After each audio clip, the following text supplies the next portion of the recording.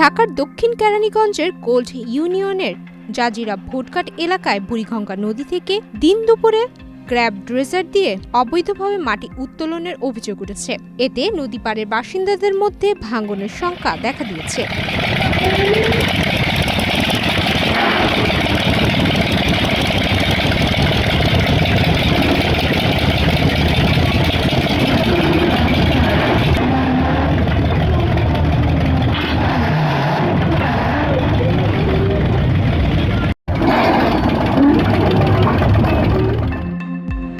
সরেজমিনে দেখা যায় নদীর তলদেশ থেকে মাটি তুলে ট্রলারে করে ইটভাটায় বিক্রি করা হচ্ছে। করোনা বা যে কোনো ভাইরাসের এগেইনস্টে ফাইট মানি ব্যাক ট্রলের লেফট রাইট।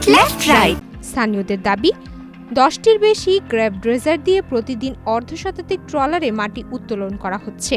প্রতি ট্রলার মাটি প্রায় 5,000 টাকা বিক্রি হচ্ছে, ফলে প্রতিদিন লক্ষাধিক টাকার অবৈধ বাণিজ্য চলছে।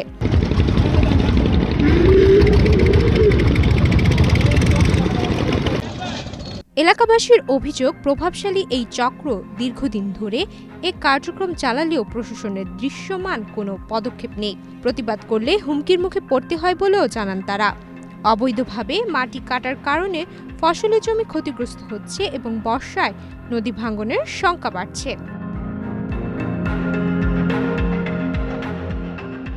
এ বিষয়ে দক্ষিণ কেরানীগঞ্জ থানার ওসি বলেন, অবৈধ মাটি উত্তোলনকারীদের চিহ্নিত করে তাদের বিরুদ্ধে কঠোর আইনগত ব্যবস্থা নেওয়া হবে। এই মাটি কাটার সঙ্গে যারা জড়িত, আমি স্পষ্টভাবে বলতে চাই, এই যদি কোনো ভাটার মালিক জড়িত থাকে আমরা তাদেরকে গ্রেফতার করবো ইনশাল্লাহ। সমস্ত ভাটার মালিক এইদের কাছ থেকে এই অবৈধভাবে তোলা মাটি ক্রয় করে তারাও আমাদের আইনের আওতায় আসবে।